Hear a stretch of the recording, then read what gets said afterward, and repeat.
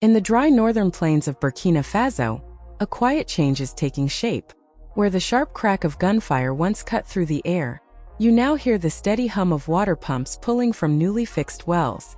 Roads that were once lined with the ashes of burned cars and empty, abandoned markets are slowly coming back to life.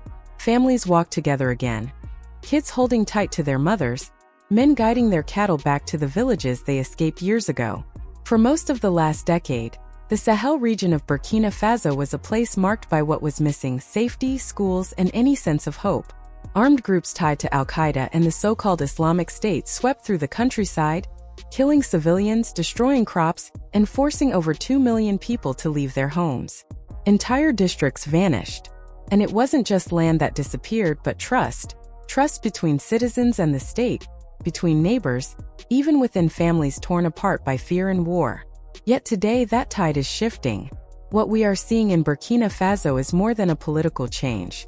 It is a slow reawakening built from the ground up, powered by goats and seeds rather than speeches, by the steady return of life to fields that had long turned to dust. At the heart of this effort is a man not known for grand words, but for practical determination: Captain Ibrahim Traore, the nation's transitional president. Since taking power in 2022, Traore has pushed a simple idea: that peace doesn't come from declarations, but from dignity. That recovery isn't measured by donor promises, but by whether a child can walk to school without fear, whether a herder can graze his animals without being shaken down, and whether a market can open on a Monday morning. This is the story of how Burkina Faso is rebuilding from the bottom instead of the top. And it starts where all true recovery must begin: with security. In a country where more than a third of the land was outside state control, the first question wasn't how do we rebuild, but where? Without security, no seed will sprout, no child will stay, no goat will come back. Knowing this, President Traore launched a two-layer security plan.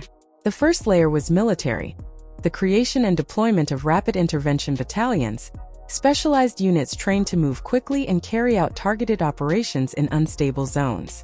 By 2025, 28 battalions were active across regions like the Sahel, Nord, and Center-Nord. Their mission wasn't just to push back insurgents, but to reopen key roads, restore aid routes, and protect returning families.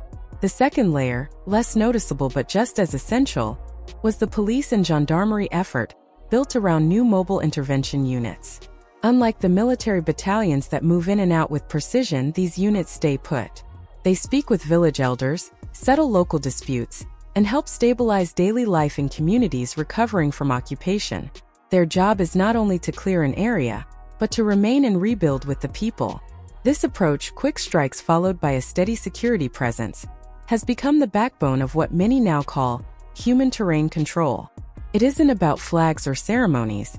It's about making it safe enough for a woman to fetch water without an armed escort. It's about turning recovered land into a place where life can actually continue. The impact is already showing in provinces like Barcelogo, Gaba, and parts of Boucle du Mouhoun. Markets have reopened. Children are studying under mango trees where classrooms once sat empty. Most importantly, people are staying. They aren't fleeing south or leaving the country, they are coming back. Western media often describe these changes as nothing more than military expansion or rising authoritarianism. Reports point to alleged abuses, call Traore a military ruler, and question his democratic legitimacy. These concerns, when real, deserve honest attention, but they only tell part of the story. What many of those reports overlook is what local people themselves are saying. Village after village expresses not fear of soldiers, but relief that someone is finally staying to protect them.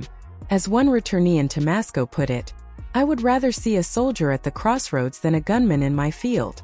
Traore has been clear in his message. In his national address on December 31, 2024, he said, "Security is not a slogan. It is a mother who sleeps without fear.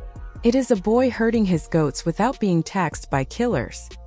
His strategy follows this belief, one that sees peace as something planted in the soil, not shouted from a stage. Of course, the challenges are still massive. Border areas near Mali and Niger remain unstable. Displacement continues in several regions, and any military force under pressure risks mistakes. But by mid-2025, More than 1 million displaced people had returned home, many by choice. That is not wishful thinking. That is real. This return would not have been possible without security. And under Traore's approach, security is no longer only about patrols and checkpoints. It is about reclaiming space for life to grow again. From here, the next question naturally follows. Once you have security, what do you do with it? Burkina Faso's answer is simple. You rebuild food systems, restore livestock, and create safety nets that allow people to dream again. And that is where the story goes next. Once the bullets stop, a new battle begins, feeding a population returning to fields ruined by war. For Burkina Faso, rebuilding isn't only about safety, it's about survival. It's about putting seeds back into the ground, fixing broken irrigation, and making sure a mother doesn't have to choose between buying medicine and buying millet. Under President Ibrahim Traore, this focus on food has become a national mission. His government's political strength isn't based on foreign alliances, but on something more basic: food sovereignty. For Traore, taking land back from armed groups means little if that land cannot feed its people. In his view, sovereignty starts with food, not speeches. This belief became policy through the Offensive Agropastorale Geopolitics 2023-2025, a nationwide plan to revive and modernize 8 key agricultural sectors: rice, maize, tubers, meat and livestock, poultry, fisheries, wheat, and mangoes. The initiative is far more than a subsidy plan. It is a push for national self-reliance rooted in soil and seasons, backed by 592 billion CFA francs, about $1 billion. The project aims to create 100,000 jobs, especially for young people and returning displaced families. It also seeks to increase the country's agricultural GDP by nearly 11 and the national GDP by almost 5 by the end of 2025. These are big goals, but they reflect a leader willing to invest in the land beneath his people's feet. Implementation has been just as bold as the goal itself. The Ministry of Agriculture, following the president's orders, has rushed to repair irrigation canals in the Nord and Center-Nord regions, once some of the areas hit hardest by conflict. During the 2025 planting season, farmers reported that the rains came on time, and even more importantly, that they had access to tools and seeds provided by the government and partners like the FAO.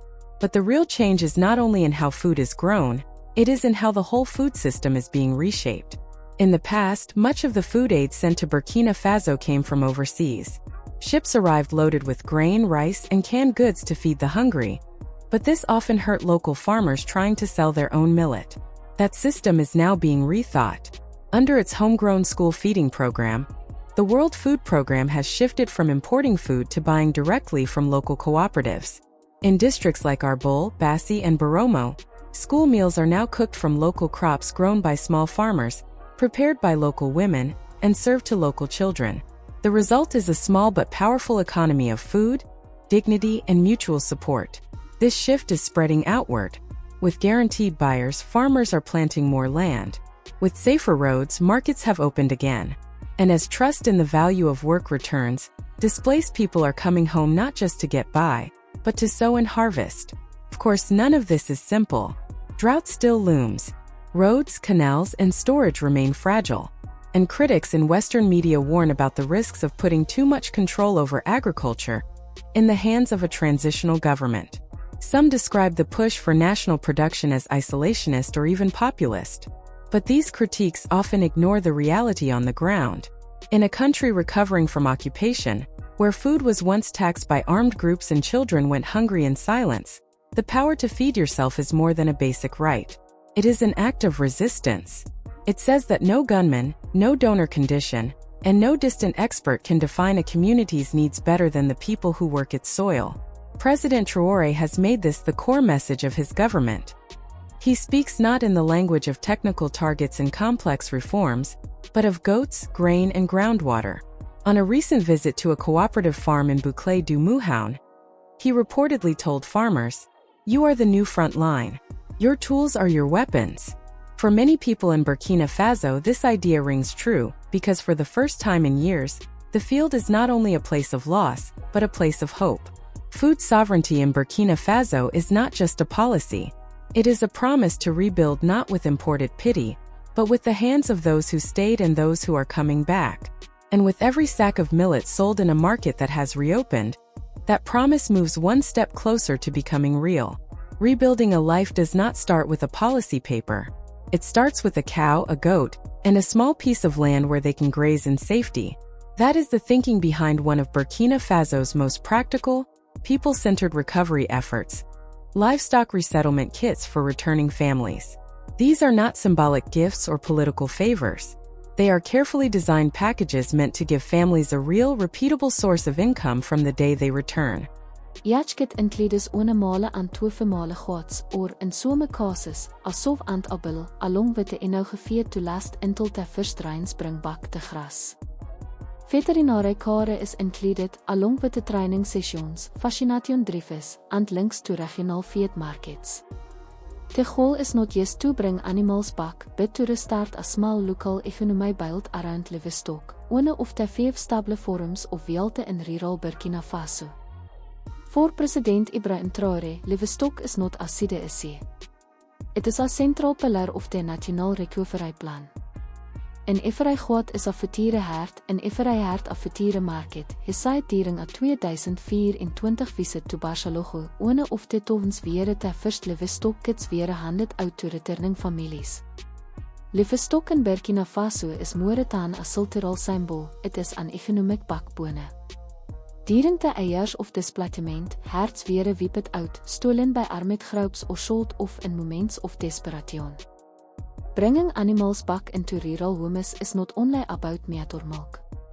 It is about giving power back to families who lost almost everything. To support this pillar, the government launched a nationwide fascination campaign against food and mouth disease in 2025, working with the TV. The campaign began in Pabri and has since spread to other provinces, protecting not just the animals' lives but also the country's ability to trade in te vertiere. This matters because Burkina Faso, onze a net exporter of live animals, no hopes to return to regional markets not just by selling live cattle, but by exporting processed meat products. That aim is backed by one of the country's largest infrastructure projects so far, a modern meat processing and cold chain center in Bobo-Dioulasso. Funded by the African Development Bank and carried out with the TV, this facility will connect herders and cooperatives to a formal market system that includes veterinary checks, client processing, proper packaging, and cold storage. Altogether, the project is expected to support around 30,000 workers, many of them from vulnerable groups.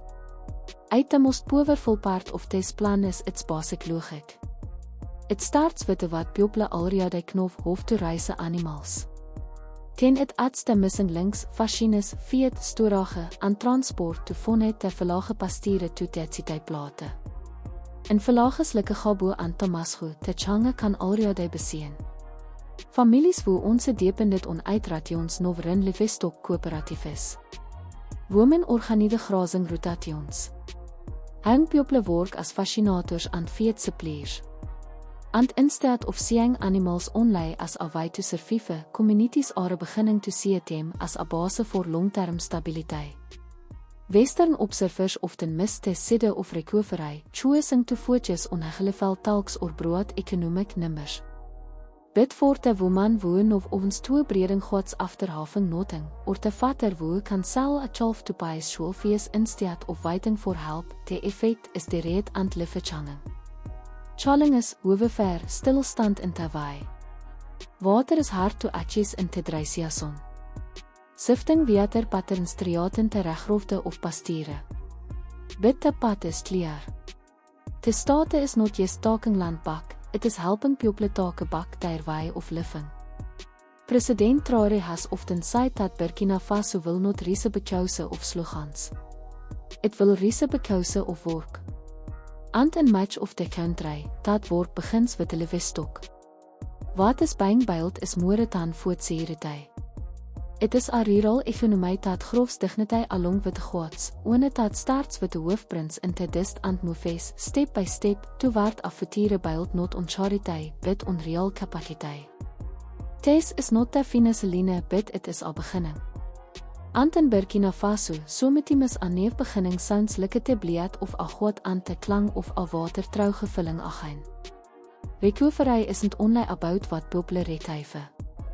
It's about what they can create with it. For displaced families in Burkina Faso, te trip back home 2020 reach ter verlage. It begins with a structure, a support system not just to offer relief, but to help people stand on their own again. That system rests on 3 pillars: te registre social unie, te programme appay oud persones vulnerables, PAMP, en te regime assurance maladi universele, RAMI. Toegeter, te vorm a kayet bit povervolsift in hoofde state reaches its most vulnerable citizens. Te registre social unie is the first step. It's a national database that identifies and verifies families who need help. Each household gets a unie het number dat kon het stem to te services te joalify for. No more double uit. No more buying overlooked. For a woman returning to a verlage destroyed by violence, that number is more than paperwork, it's a bridge to rebuilding her life. Once registered, families can access the second pillar, PMPV. This program provides direct cash support and small business assistance to poor and vulnerable households. For many women, especially widows or single mothers coming back from displacement camps, this money is the difference between simply surviving and getting a second chance.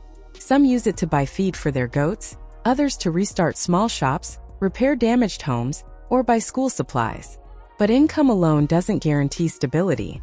A sudden illness can wipe out everything gained. That's why the third pillar, RAMU, is essential. RAMU is Burkina Faso's universal health insurance plan, created to protect people from crushing medical costs. Through it, returnees can visit clinics, receive treatment, and get medicine without selling their animals or sinking back into poverty. Together, these 3 programs form a chain linking state capability with household resilience. They don't erase the trauma of war, but they give people the chance to move forward with dignity. President Ibrahim Traore has stressed this point again and again. A return without support is a return to risk, he said in one national address. When the state stands with its citizens, not just in words but with real systems, recovery becomes more than rebuilding. It becomes restarting, and the results are already visible. In provinces like Samatenga and Boucle du Mouhoun, families enrolled in the RSU and receiving PAMPV support are reporting higher school attendance and better livestock survival. RAMU enrollment has expanded to rural clinics supported by mobile health teams. Aid groups now coordinate with these programs instead of overlapping them. The strength of this model is in its order. First security, then verified identity through RSU, then financial help through PMPV, then health protection through RAMU, and finally full economic participation, whether through farming, trade, or services. Each step makes the next one possible. Challenges remain, of course. Not all returnees are registered quickly. Some areas still lack stable health infrastructure. And like any system, corruption must be watched carefully. But the approach itself is strong, scalable, and most importantly built around people, not abstract theories. Critics who say Burkina Faso is turning inward or abandoning development norms often miss a basic truth. The most democratic act a government can offer is helping its people live with dignity. When a woman can return home, receive a goat, register her family, get medical care, and earn an income without waiting on a convoy of foreign aid trucks, that is not failure. That is success in its clearest form. In a world distracted by headlines and geopolitics, Burkina Faso is doing something quietly important. It is rebuilding a broken society, not with slogans but with systems that actually work. It is turning social protection into the backbone of national renewal. And in doing so, it is proving that even after war, even in one of the most fragile corners of the continent, stability is not a dream. It is something you can build. But to understand Burkina Faso's recovery, you must block out the noise. Too often, outside narratives come from distant editorials and donor memos. The country is reduced to simple labels: military rule, frozen aid, geopolitical drift. Critics abroad see soldiers and call it repression. They see fewer Western partnerships and call it isolation. But they rarely ask the people in Damascus or Gaba what they see. They see water flowing from repaired wells. They see goats grazing on land once patrolled by armed men. They see schools with new chalk and desks. They see hope, not from international speeches, but from seeds, livestock, and policies that speak their language. None of this denies real concerns. Human rights must be protected. Transparency matters. But context matters too. Burkina Faso is not being governed by slogans. It is being governed by necessity. And in a nation emerging from war, necessity demands clarity, not ideology. President Ibrahim Traore has become a lightning rod in Western media, labeled everything from populist rebel to dangerous strongman.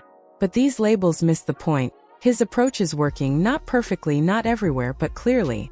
And with rising support in rural areas, critics who focus only on democracy metrics often ignore the deeper fact that sovereignty means nothing if people are starving. Elections cannot replace the ability to sleep through the night without hearing gunshots. Freedom must include the freedom to return home. Here, Burkina Faso offers a lesson. The country has turned its recovery into a reclamation, not just of land but of dignity. It has built a model that starts with security, expands into food and livestock systems, and is held together by social protection. And it has done this while the world watched with skepticism. Now other nations are paying attention. In Mali and Niger, similar conversations are taking shape. What if peace could be built from the farm upward?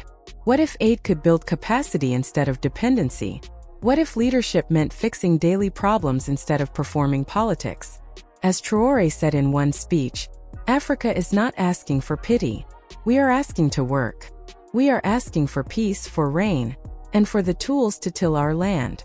There is humility in that statement, but there is also strength. The tools are now in the people's hands. The rain, when it comes, flows through the irrigation channels they helped rebuild. Goats and cattle, once symbols of loss, are now symbols of endurance. What Burkina Faso is doing may not fit donor reports or Western headlines, but it fits the lives of its people. And that, in the end, is the only metric that counts. So when a farmer in Boucle du Mouhoun wakes up to find her market open, her children in school, and her animals vaccinated, she is not thinking about geopolitics. She is experiencing recovery.